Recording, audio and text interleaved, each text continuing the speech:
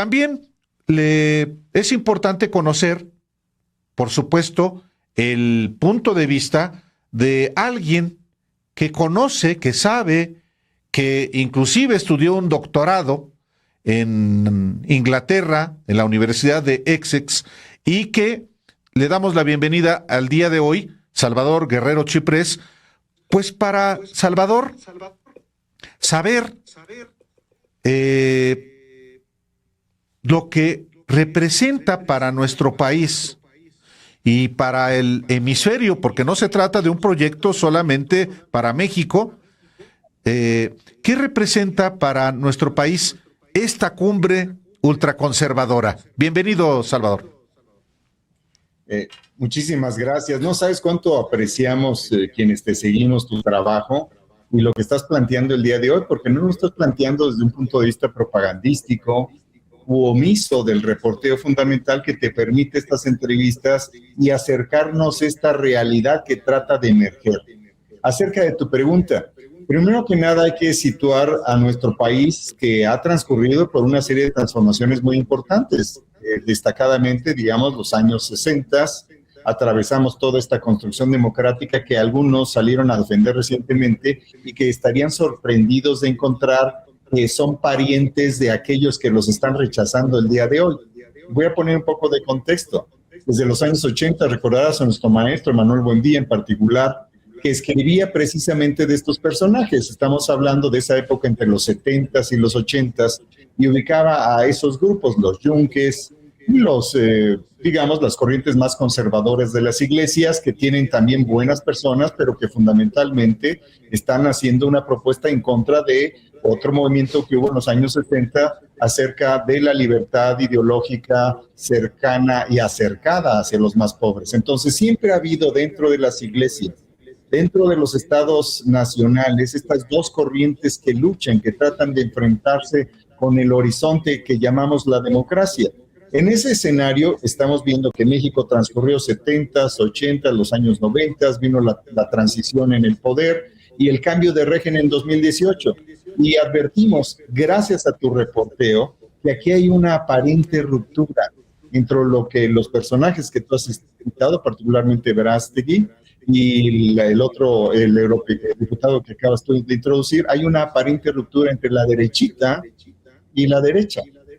La pregunta que todos nos debemos de hacer en principio es, ¿qué tan lejos está esta derechita cobarde, como le llamaron ellos mismos, a quienes constituyen de hecho sus primos? Porque de la historia podemos encontrar que las familias que constituyeron los principales partidos políticos en respuesta a aquellos que ganaron la revolución, están muchos apellidos ligados a aquellos que perdieron la guerra en Europa. Me refiero a las corrientes fascistas y nazis, particularmente a los nazis. Y hay que asumir que en torno de este proceso, del cual este evento es una circunstancia, es una anécdota, siempre hay una disputa de carácter ideológico. Y aquí déjame introducir una noción básica para que todos saber si podemos estar hablando el mismo lenguaje. Primero, la ideología es entendida como un conjunto de creencias. Esa es una versión. Hay otra versión que dice, la ideología es un instrumento de dominación. Otros dicen, la ideología, en particular los marxistas dicen, la ideología es una falsa conciencia. Y otros sostenemos que la ideología es un propósito político de presentar los intereses particulares como si fueran generales. Y ahí sostengo yo, salvo la mejor opinión de quien nos escuche, que la derechita cobarde, descalificada por sus propios primos de la derecha valiente, se entiende, me parece que entre ellos, eventualmente, lo que nos quieren ocultar es la conexión que pudiera existir. Y eso lo dicen las personas que has entrevistado. Así que, en resumen, lo que estamos viendo es el resurgimiento de lo más exclusivo, comillas, de la parte ideológica, ya no solo partidaria. La disputa por saber quién puede representar al conjunto de la sociedad más allá de los acuerdos partidarios, más allá de los acuerdos de las pequeñas élites políticas regionales en diferentes países. Se trate de, en el caso de Brasil, Bolsonaro, se trata en Estados Unidos en el caso de Trump, se trata en España de aquellos herederos de Franco. Y me llama la atención que la persona que tú estás entrevistando, que acabas de entrevistar, omite su relación con los franquistas. Dice, a De Gaulle lo acusaron de ser derechista. pero él no menciona su cercanía con Franco, que a final de cuentas fue un hombre de la derecha, algunos sostienen de la ultraderecha, que combatió a los comunistas y que generó una extensión de la fractura que se había registrado en Alemania después de que los nazis perdieron. Se refugió una buena parte de la derecha en España, y otra parte, la parte que perdió abiertamente en Alemania, viene a América Latina y funda corrientes, organismos de expresión de la ultraderecha, en este caso la ultraderecha nazi y la ultraderecha fascista. Muchos de ellos se incorporan después a partidos que se presentan legítimamente, por supuesto, y en el contexto de las leyes, como democracia cristiana.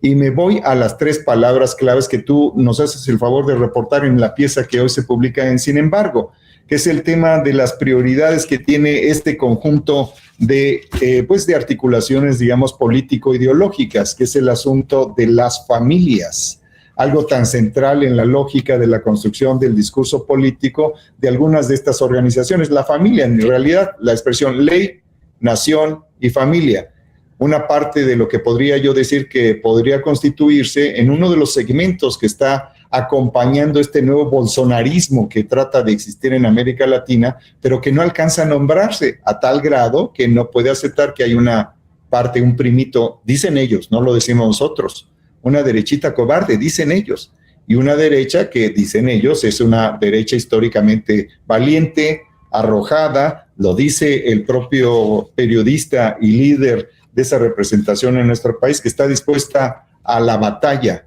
está dispuesta a enfrentarse con firmeza, está dispuesta a defender con la vida, con nuestra propia vida, dice textualmente, lo que ellos creen que debe ser el resto de los países o alguno de los países que pudiera darles una oportunidad de constituirse en esto que ellos soñaban en los años 30, en los años 40 y que fue derrotado por las fuerzas liberales democráticas y también por los comunistas, hay que señalarlo, porque los comunistas también participaron en la derrota de los fascistas y de los nazis en 1944 y 45. Así que es muy interesante tu reporte, me parece fascinante, creo que es la mejor pieza periodística que he visto respecto de esto, que nos reta a pensar, a reflexionar y a anotar. No, espérate. Todavía, por ejemplo, hablé con más gente, naturalmente. Por ejemplo, quienes están articulando un nuevo partido político semejante a Vox. Es más, ¿tienes tiempo para que escuchemos esa entrevista y luego platicamos al respecto? A ver, vamos a ver a Elsa Méndez. Elsa Méndez fue diputada de Querétaro y es una de las promotoras, efectivamente, de un nuevo partido en el país como Vox. A ver, escuchemos a Elsa Méndez. ¿Qué relevancia tiene? Si quiere, véngase para acá porque va a pasar Lex Walesa. Mire. ¿Qué relevancia tiene para México, y no solamente para México, un encuentro mundial en México del pensamiento conservador con personajes como Lex Walesa, por cierto? Claro, pues para mí es un evento muy relevante, por supuesto, porque nosotros en México tenemos un gran número de conservadores y este movimiento está creciendo. Viene gente de todos los países, las mentes más brillantes del mundo conservador. Nos vamos a reunir aquí para tocar temas obviamente políticos, sociales, económicos que impactan en nuestro país y cómo vamos a dar la batalla juntos, porque esta es una batalla de todos nosotros, porque nos necesitamos y estamos listos para dar la batalla en nuestros países. Generar también una articulación de esfuerzos en México y mundial contra el progresismo y generar alguna fuerza que no sea la derecha cobarde, como usted misma lo ha definido en algún momento. Siempre lo he dicho, yo creo que en México no tenemos una representación política de ningún partido. Han sido pocos los políticos que han tenido una postura firme y clara en estos valores que compartimos. Por eso es tan importante que a través de este movimiento, yo estoy segura que a partir de este movimiento va a surgir algo muy importante para nuestro país. ¿Cómo va el partido? A partir de aquí podría generarse condiciones para un partido político después de las elecciones del 2024? Así lo espero y yo estaría lista para poder ser parte de ese proyecto. ¿Verástegui lo encabeza? Esperemos que sí, la verdad es que para nosotros es un gran referente que, como ustedes lo saben, tiene una aceptación en todo nuestro país, es una persona congruente, que es un testimonio diario de estos valores que compartimos, y yo estaría muy contenta de que él pudiera liderar este movimiento. Un partido. Como un partido, por supuesto. ¿Como Vox? Así es, como Vox, esperemos, o todavía mucho más, necesita muchas voluntades, obviamente, y si tomamos de referencia al partido Vox, pues inició con muy poquita gente, empezando a ganar poco a poco más escaños hasta convertirse en una fuerza muy importante en España. Así es como se construyen los cambios, poco a poco. Esperemos que México muy pronto lo tengamos.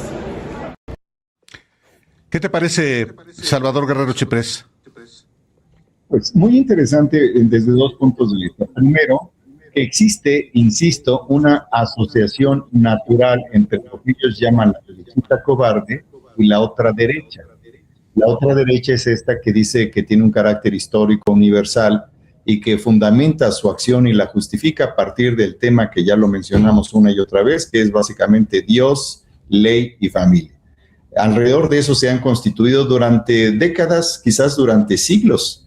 Básicamente se trata de aquellos que consideran que los diferentes, que los más vulnerables, que los principios que hacen posible el propio capital, está justificado que genere desigualdad, que genere miseria o que genere violencia. En última instancia, hay un discurso dispuesto a una violencia estructural que puede llegar, como llegó en los años 30 y 40, a la violencia armada organizada desde el Estado.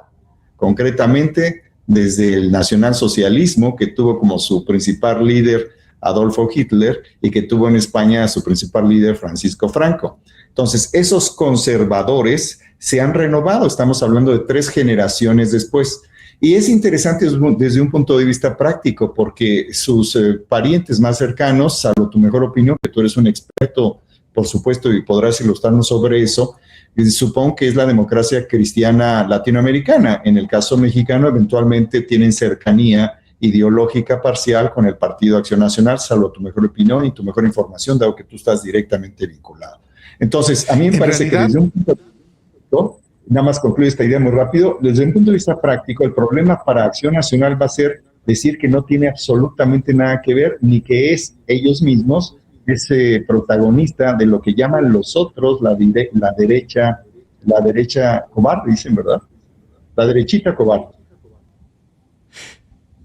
Y es que, pero en realidad, aunque había presentes hoy en esa cumbre, Salvador, miembros del PAN, de manera particular una diputada local, América, cuyo apellido lo olvido en este momento,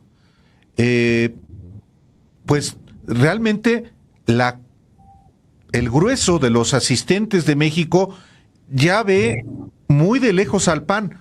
Muchos han salido del PAN.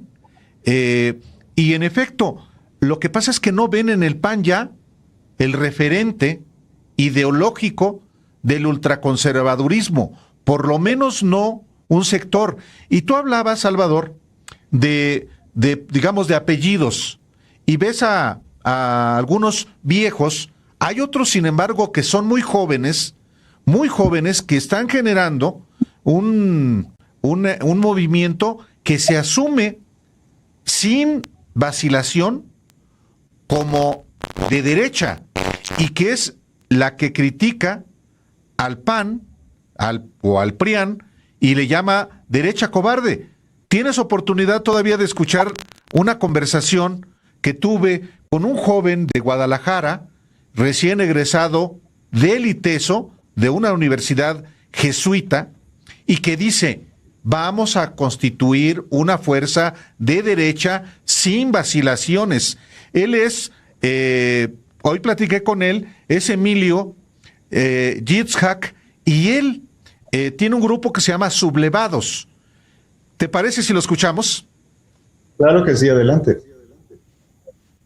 Pero por un lado es importante levantar la voz, decir, mira, la derecha aquí está, la derecha, la verdadera derecha, aquí está en México.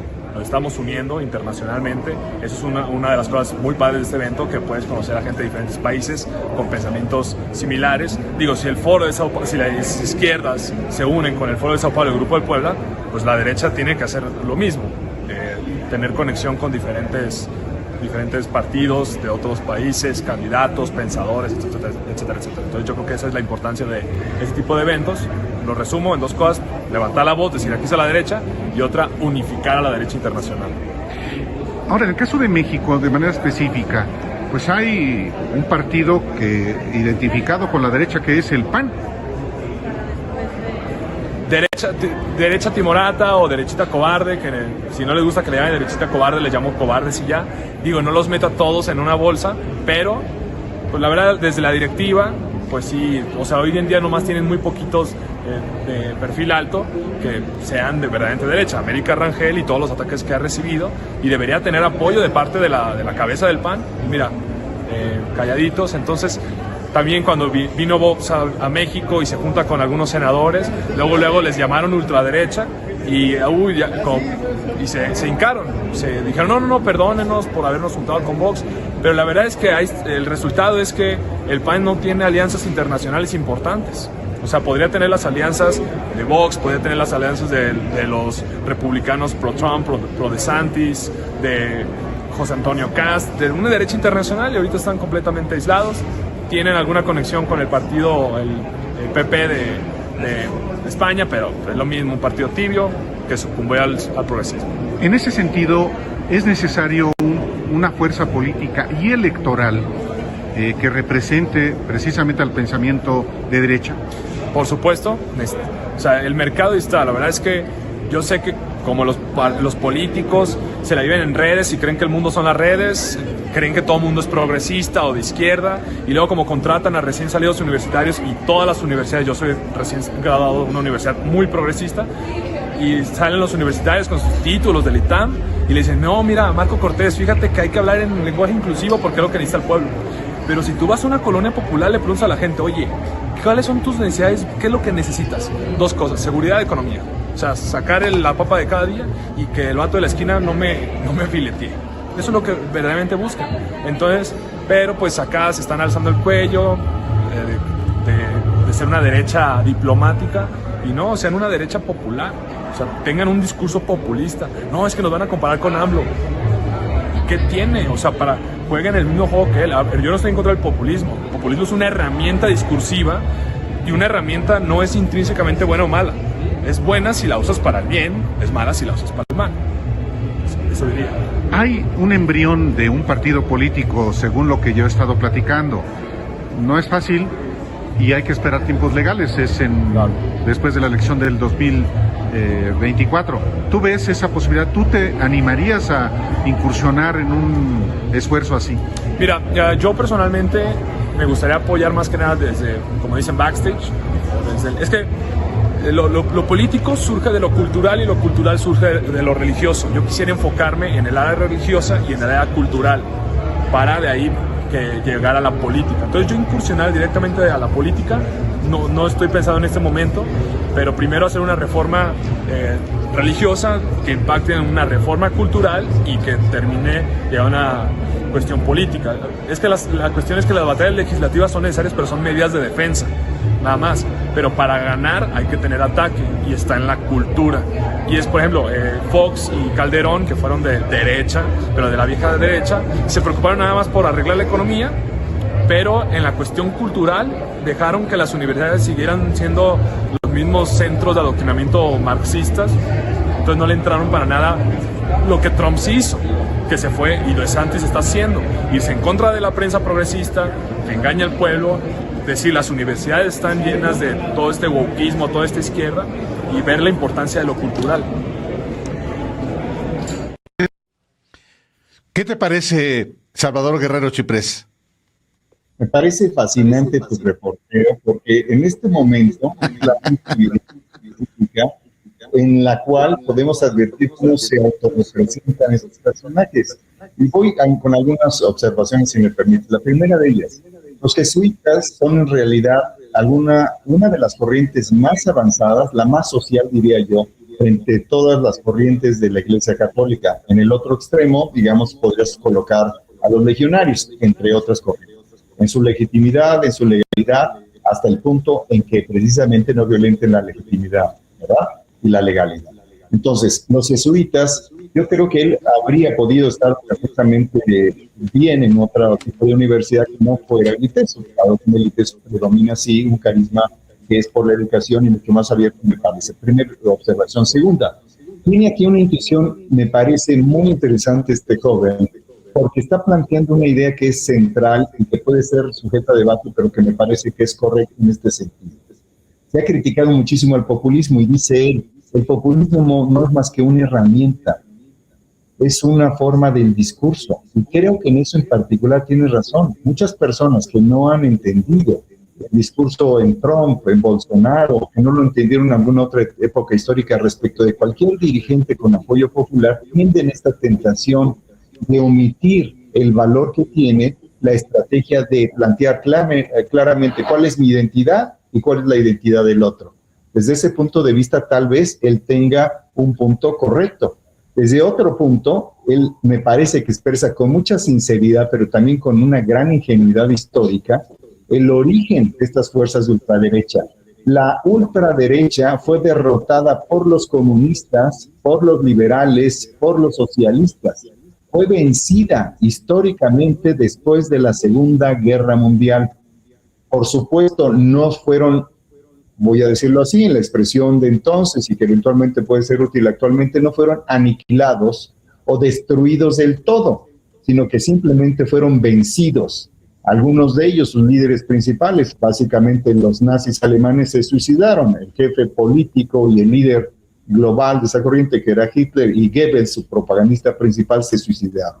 La ultraderecha, el conservadurismo que habla de batallas, que habla de ataques, sean culturales primero, después dice que son de carácter, digamos, periodístico, y después pasa a los ataques armados. La ultraderecha fue vencida históricamente. La ultraderecha significa aquellas fuerzas que están detrás de la aniquilación de aquellos que fueron judíos, que fueron homosexuales, que eran socialistas, que eran comunistas. Y me parece que desde ese punto de vista, en su sinceridad ingenua, este joven ignora, omite esa relación que ahí existe. Y por otro lado, hay que decir que no es necesariamente la religión el origen de todos esos discursos ideológicos fundamentales. Hay algunos autores que sostienen, y yo estoy de acuerdo con ellos, que lo que es el origen de la parte básicamente, digamos, filosófica, cultural, es una noción de orden que se establece en la letra escrita del derecho positivo desde la antigüedad. Es una discusión que tiene 2 milenios, pero muchos estamos a favor de que es un principio jurídico de convivencia de una comunidad, la que es el origen de lo cultural, ella misma siendo lo jurídico en expresión de lo cultural, y origen precisamente de diversas formas de ver la religión y de regular su relación en relación con aquellos precisamente que buscan el poder político. Esas son algunas observaciones. Oye, pues tú hace rato aludiste a los legionarios de Cristo. ¿Sabes que platiqué con un jerarca de los legionarios de Cristo también sobre este encuentro porque allí estaba presente? Y además no es cualquier legionario de Cristo. Es el sacerdote Luis Gerardo Fernández, este personaje que apareció en el Senado en la visita de Abascal con varios senadores del Partido Acción Nacional. Vamos a verlo, si te parece. Con todo gusto. Pero yo creo que lo que representa es la búsqueda por parte de todos de la verdad de la naturaleza humana. Finalmente eso es lo que nos acomuna y lo que nos une, el hecho de estar buscando juntos la verdad. Verdades como la que nos platicó hace un momento Tim Ballard del abuso infantil, es una realidad que está por encima de religiones, de tendencias políticas, porque es un tema de naturaleza humana, de dignidad mínima básica, y creo que eso es lo que nos une y lo que todos los que estamos aquí presentes buscamos. No deja de ser paradójico que efectivamente una preocupación sea de la de abuso infantil, hablando de usted como sacerdote de la Legión de Cristo fundada por Marcial Maciel. Completamente de acuerdo, y el hecho de que Marcial Maciel haya tenido la vida que tuvo no hace que esto sea menos malo y sea menos indigno, por supuesto, ¿no? Y si algo hemos hecho en la Legión a raíz del conocimiento de la vida que tuvo nuestro fundador es justamente trabajar por esta agenda. Hemos hecho una cantidad enorme de cambios, incluso hoy buscamos la manera de ayudar a que otros puedan prevenir lo que nosotros no supimos hacer, evidentemente, ¿no? A partir de que usted apareció en una fotografía cuando vino el líder de Vox a México y que visitó el Senado, ¿qué hace ahí el sacerdote de la Legión de Cristo en un acto político?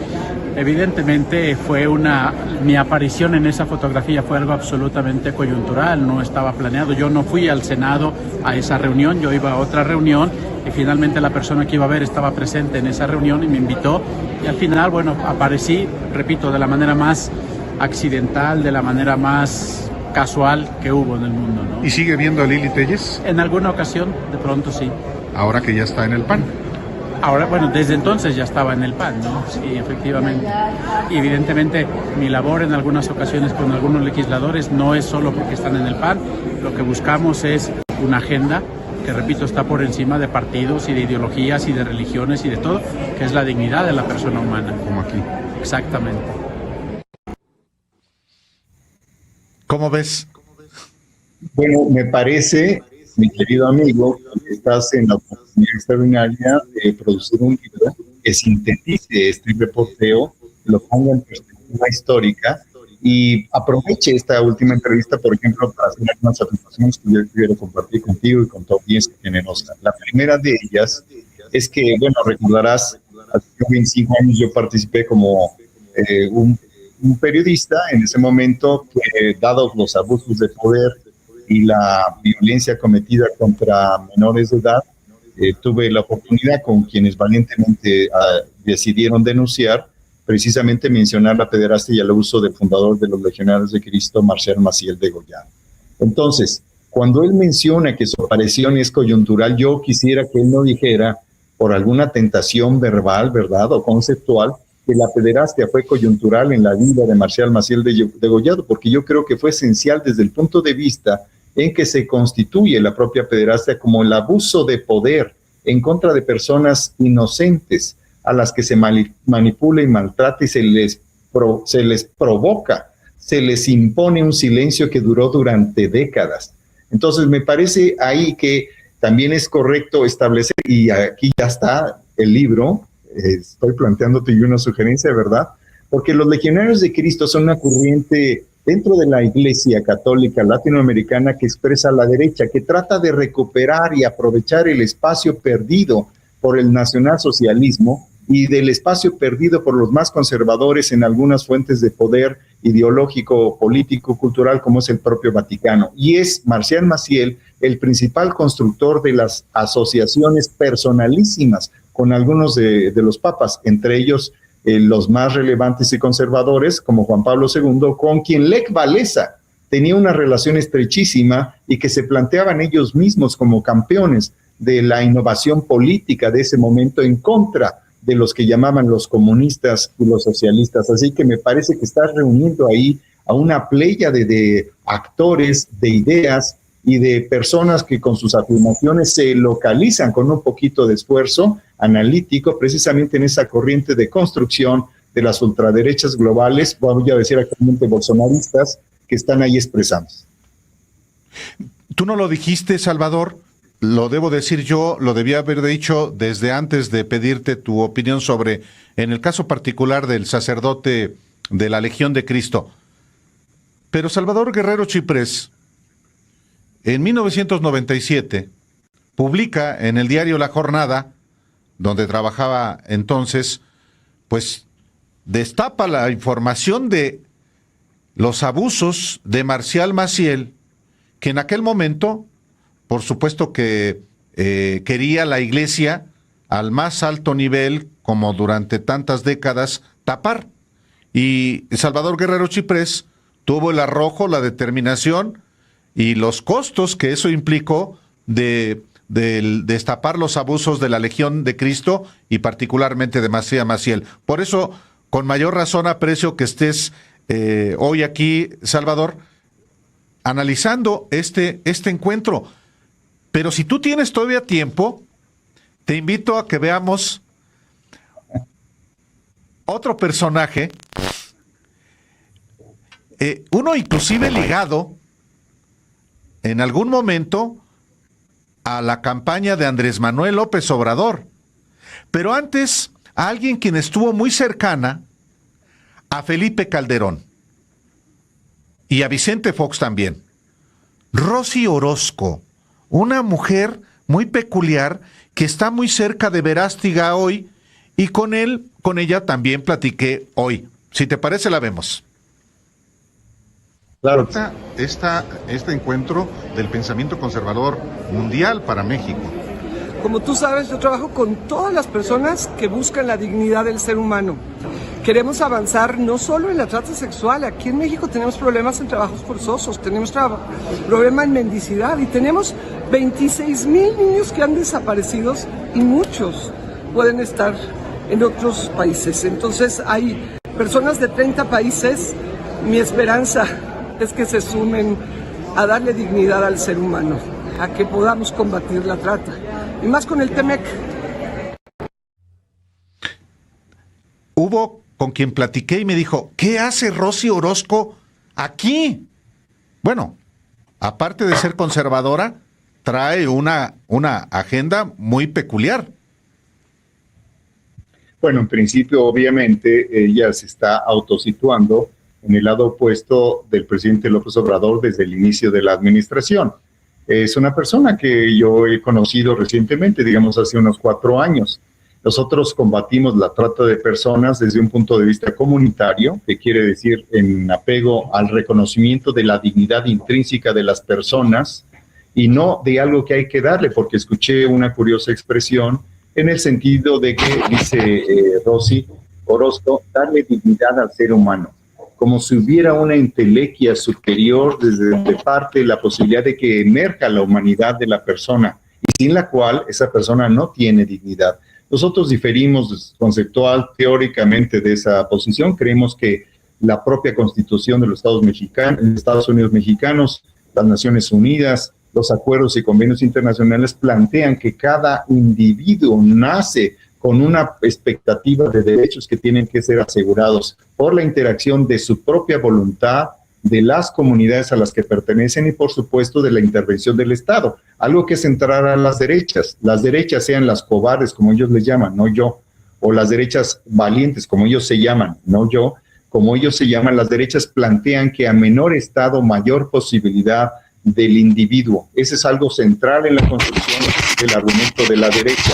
Así que me parece que esta intervención de esta última entrevista, pero en el contexto más general, lo que está hablando es de algo que algunos teóricos llaman el establecimiento de una cadena de equivalencias. Es decir, todos aquellos que estamos en contra de algo, que en este caso es la amenaza, dicen ellos, del socialismo, que quién sabe dónde está, o del comunismo, que quién sabe dónde existe, porque no hay ningún país que tenga un proyecto socialista o comunista. Entonces ellos se plantean que hay una amenaza respecto de la cual ellos se colocan como campeones. Y ese solo hecho, narrativo y en acción, es un acto político ideológico. De ahí que esto que tú estás reporteando es esencialmente un evento político ideológico que obviamente no va a quedarse ahí y que lo único que tiene que resolver es cómo disuelve esta antipatía verbal, voy a decir, entre la derechita cobarde y la derecha históricamente valiente, que por otro lado, insisto, fue derrotada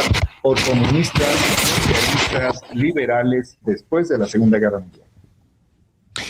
Fíjate que también platiqué con el líder del Frente Nacional de la Familia, un expanista, miembro del Yunque, de la organización secreta del Yunque, y que ya está fuera del PAN, pero que sigue en esa agenda. Si te parece, lo escuchamos. Claro que sí, me encantó. Rodrigo Iván Cortés. Muy bien. Tuyo, ¿sigues siendo militante del PAN? Yo ya no soy militante del PAN. Esto no quiere decir que haya renunciado con bronca con el PAN. Amigos muy entrañables están en el PAN, pero yo consideré que ya la batalla que tenía que dar tenía que tener un énfasis desde lo cívico. Así que desde lo cívico, con el Frente Nacional por la Familia, tratamos de construir puentes entre representantes y representados. Por supuesto que platicamos con personas que son militantes del Partido Acción Nacional, así como con otras personas, pero siempre por los temas de vida, familia y libertades. En ese sentido hay mucho más afinidad con Vox, por ejemplo, o como el ex candidato presidencial de Chile, Katz. Exactamente. Y en Argentina con Milei, es decir, hay la posibilidad de que se genere en México una fuerza política electoral nueva que enarbole estos principios y valores. Mira, yo he estado escuchando en el ámbito de este encuentro una inquietud en el sentido de lo que planteas, que la gente ya no se siente a gusto con los partidos políticos que están presentes. Yo noto que en España el Partido Popular fue en un declive, en un desdibujamiento de los valores y los principios que animaron su creación y que lo sostuvieron durante un tiempo. Yo veo que eso están perdiéndolo a pasos agigantados, cada vez se involucran más en cuestiones de corrupción y veo, a diferencia del PP, en Vox una fuerza emergente, una fuerza con mucho más identidad, con mucho más claridad, con mucho más voz, y yo siento pues más afinidad con varias personas de ahí. Noto que aquí en México hay gente que se está decepcionando pues, de la opción que hay de parte del PAN, precisamente porque en varios lugares, no quiero descalificarlos como un equipo completo, no, pero sí hay elementos de declive en identidad, de desdibujamiento en valores, de hechos de corrupción que sí dejan a varias personas pues decepcionadas y que sí voltean a ver otros ejemplos en otros países.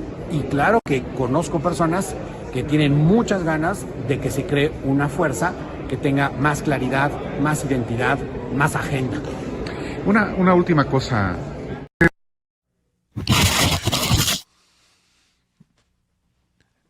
Rodrigo Iván Cortés es presidente del Frente Nacional por la Familia, militó en el PAN y anda moviéndose. Es uno de los desilusionados, Salvador, porque el PAN dice ha claudicado en la defensa de la vida, de la familia y de los valores.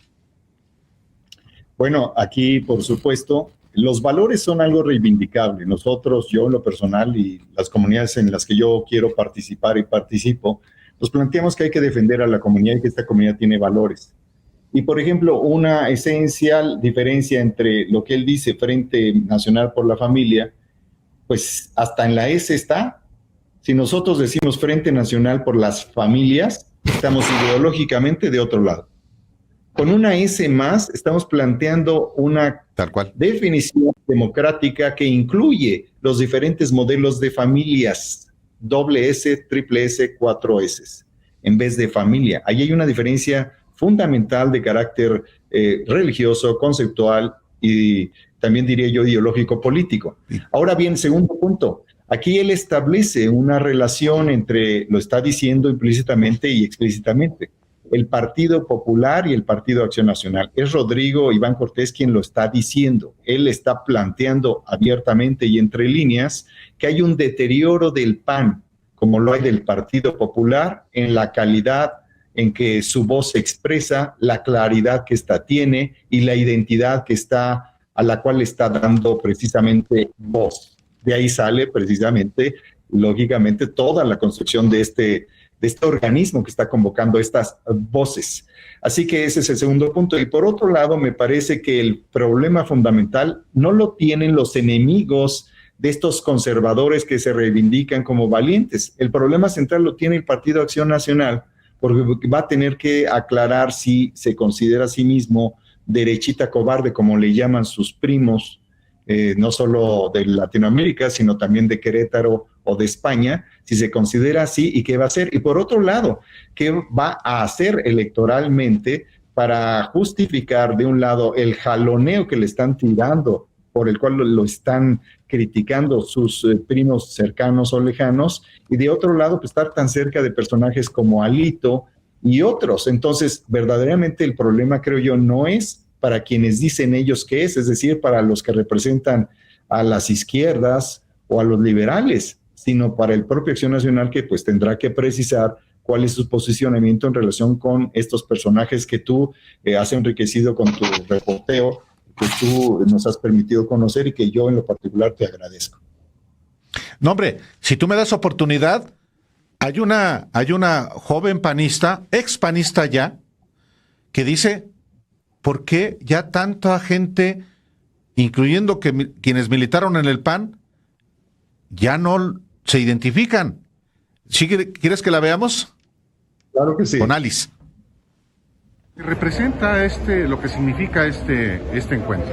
Yo creo que es un parteaguas en México. Es la primera vez que, gracias a Movimiento Viva México, viene el CIPAC, nos une a todos los conservadores que estamos desde distintas trincheras, políticos, académicos, gente de sociedad civil comprometida con la defensa de la vida, la familia, la democracia y la libertad.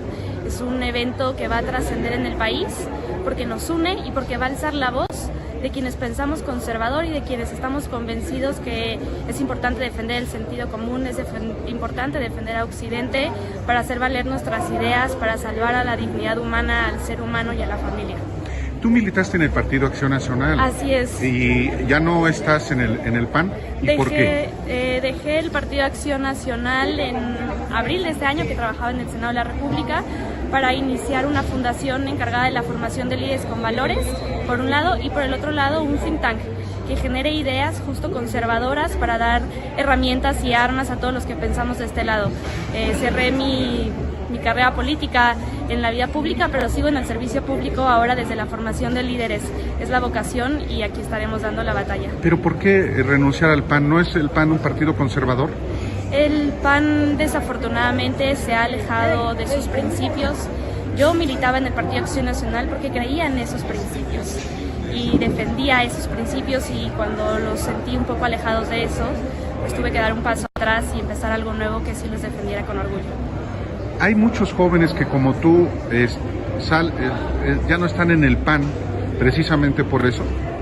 Yo le pediría al PAN que escuchara su militancia, porque como bien lo dices tú, no solamente somos muchos jóvenes, también son muchos adultos que quieren a un PAN valiente, a un PAN derecho en la defensa de lo que cree, sin miedo, sin tibiezas y con mucha valentía, porque estamos defendiendo el sentido común y no tiene nada de malo. Estamos en tiempos de definiciones, la sociedad requiere definiciones y la tibieza no va a ser la solución para un partido.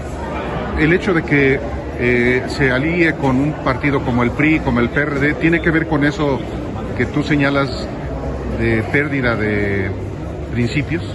Hay coaliciones que electoralmente son buenas para defender la democracia. Lo que se tiene que cuidar es justo no traicionar los principios. Puede haber acuerdos en donde en estos sí caminamos juntos, pero nosotros no vamos a traicionar nuestros principios. No creo que sea parte de esa decisión, más bien ha sido... Pues ahí tenemos, es Alice Galván. Ella efectivamente, yo la conocí en el PAN tratando de hacer una carrera política y ya no está porque ve, Salvador, un partido deslavado, ya sin referentes con las que ella y otros, como lo hemos escuchado, se identificaban.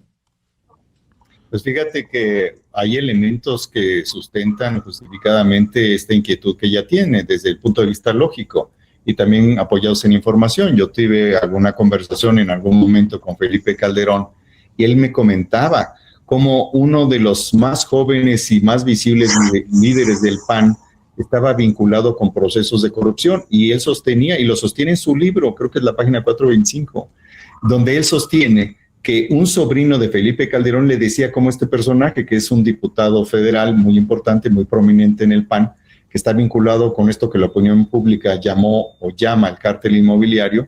Entonces, ahí desde hace años el propio Felipe Calderón decía que estaba surgiendo un problema de corrupción dentro de su propia organización.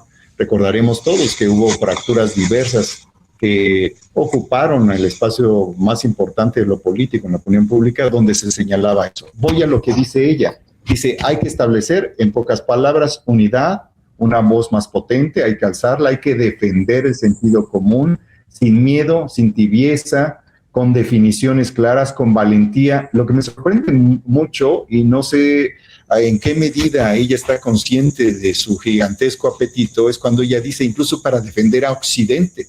Primero porque Occidente está compuesto de una diversidad de opiniones y de posiciones y de corrientes ideológicas.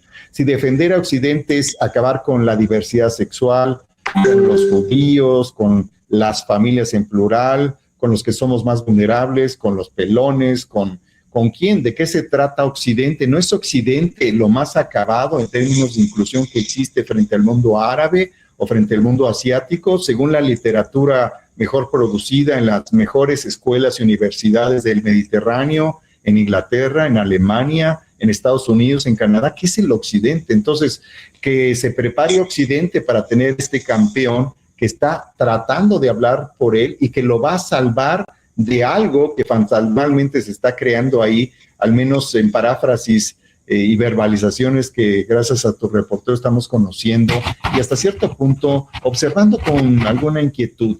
No con preocupación, porque insisto, la preocupación central deben tenerlo seguramente entre las expresiones conservadoras, puesto que mutuamente se acusan de ser o cobardes o arrogantes o poco prácticas y comprensivas de la realidad electoral. Tal cual. Sí, aunque fíjate, y una última cosa, si tú tienes tiempo, puedes ver todavía una entrevista con un personaje muy peculiar. Iván Peña Neder estuvo en el PRI. Yo lo conocí como vocero de Jiménez Macías cuando en el PRI hace muchos años. Luego lo encontré con Manuel Camacho Solís en las redes ciudadanas para apoyar a López Obrador en 2006. Luego trabajó con Felipe Calderón y luego con el Bester Gordillo para apoyar a Andrés Manuel López Obrador. Y ahora anda en eso, ahí, en este encuentro hoy. Escuchemos.